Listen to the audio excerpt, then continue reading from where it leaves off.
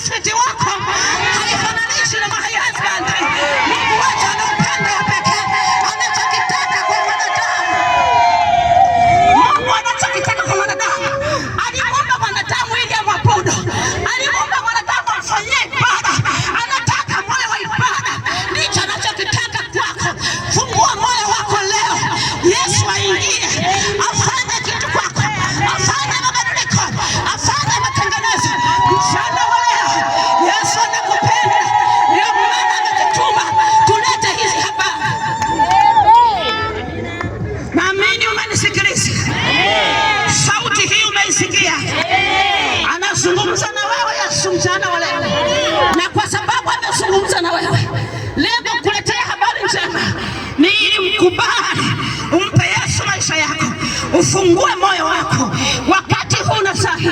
Ningeomba wote tuinamisha vichwa chini tukamwombe Mungu wetu.